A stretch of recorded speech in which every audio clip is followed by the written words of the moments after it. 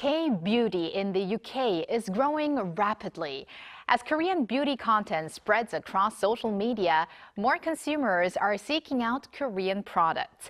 Industry experts say this shift goes beyond just following trends. Shoppers are increasingly drawn to ingredients, personalized routines, and results.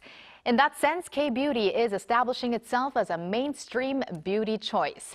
Today, we connect to Toby O'Kes, a London-based beauty content creator, to hear how this momentum is playing out on the ground in the UK. Hello, Toby. Hi, Toby. Hi.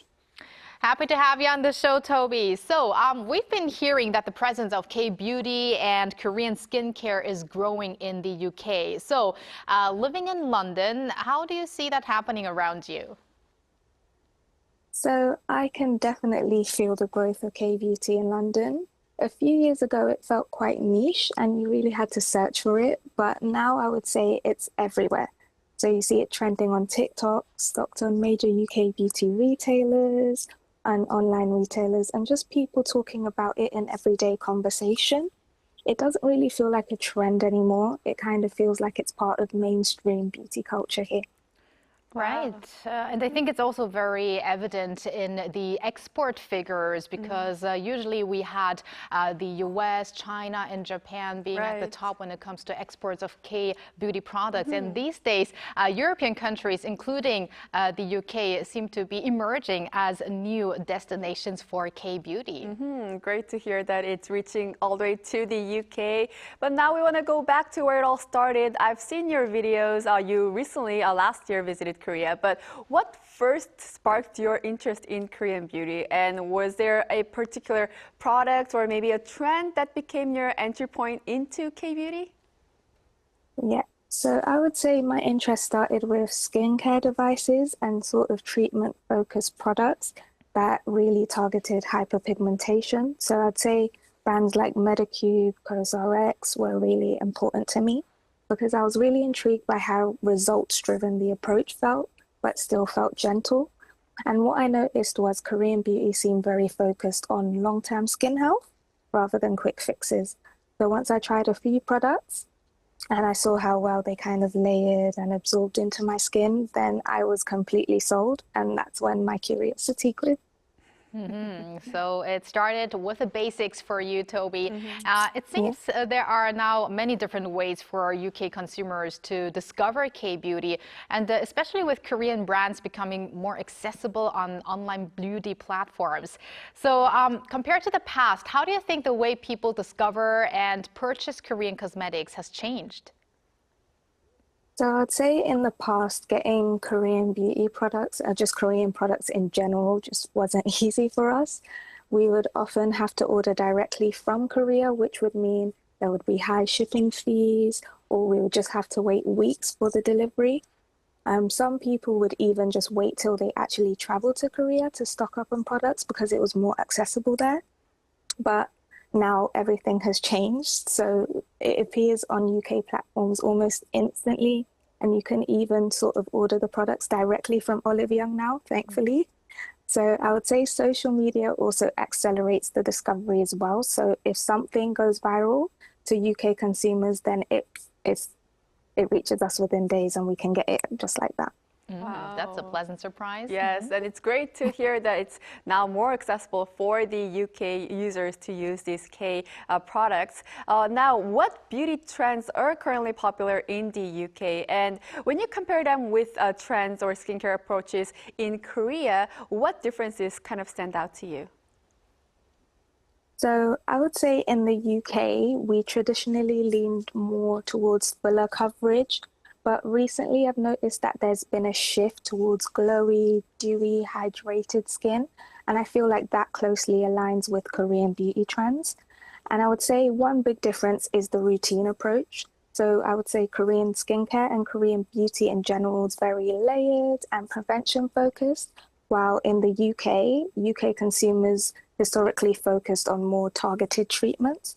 So I would say the difference is Korean beauty prioritizes healthy looking skin first and then makeup second. Interesting. And Toby, some say that in Britain, K-beauty is no longer just a passing trend, as you also mentioned before, but really a category chosen for its functionality and ingredients. So in your view, what aspects of K-beauty are most appealing to UK consumers? So I think UK consumers are drawn to K-beauty because it feels innovative but also practical. So I'd say there's a strong focus on visible results, ingredients, and affordability. So Korean brands move quickly with new products, which I like, but they still emphasize hydration and barrier care. So that's what UK consumers are really looking for and are becoming much more aware of. Great to hear that. And I know you said that you started K-beauty with skincare, but we've also heard that interest in K-beauty is expanding beyond skincare now into categories like hair care, fragrance, and also inner beauty as well. So are you seeing that kind of shift in London as well? Yes, absolutely. So it started with skincare and then it went on to makeup, and now I'm even seeing it in hair care and even the supplements that we take nowadays. The thing is, I would say once consumers trust a country's skincare expertise, then they naturally just want to start exploring other categories. And I would say in London specifically, there's a growing interest in holistic beauty. So I feel like that expansion just feels very natural over here. So that really goes hand in hand with Korea's K-well-being trend, which has been around for some time. We also take care of inner beauty as well when we talk about K-beauty. But Toby, from your perspective as a London-based beauty creator, I mean, you do also other contents as well, but where do you see the K-beauty trend heading in the UK? And what do you think Korean brands should focus on in order to strengthen their presence in the British market and really target the British market? So I think that K-beauty will continue to grow in the UK, but I would say it will become more refined because UK consumers are now more ingredient aware because of K-beauty and selected. So I'd say that for Korean brands, localization would be key. So things such as more shade inclusivity in makeup and strong partnerships with UK retailers will be important. So I would say that brands that balance the innovation with inclusivity will definitely stand out in the British market. Well, let's hope that K-beauty brands will, build a lasting presence in the UK market. Now, Toby, let's talk about your content a little bit. You do vlogs, you do K-beauty content, and you talk about fashion as well.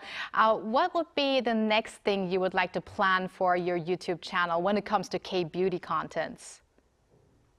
So on my channel, I'm actually planning to create a full face of makeup using only Korean makeup products and Korean skincare to recreate my everyday makeup look. And I would say it's because my viewers come from different backgrounds and have different beauty styles. So I want to really explore how Korean techniques can work universally while still feeling personal to them as well. And I think it would actually just be a fun way to show how K-beauty can just naturally fit into anyone's routine because I feel like we can pluck a few bits from it. Wow. And Toby, I can't help but look at your face because I'm really curious actually what kind of makeup you're using today. Could you maybe describe what kind of K makeup you have on right now? Yeah, so what I did was I went for more of a natural sort of glowy type of makeup look, which I wouldn't normally do. I also didn't put on the fuller lashes that I would normally do. I kind of went for more of a toned down look instead, which I've kind of noticed with K-beauty is that they mostly focus on the hydration. So I tried to incorporate that and make it a bit more glowy and just a bit more subtle for today. You look definitely and great. I would have to say it looks perfect here on K-Culture Dive. Oh, yes. Perfect for our show. Thank you. And thank you very much, Toby, for connecting with us today. And we really look forward to your future content. Thank you, Toby. Thank you. And thank you, Bella, as always. So we're going to see you back here next week. Yes, I'll see you back next week.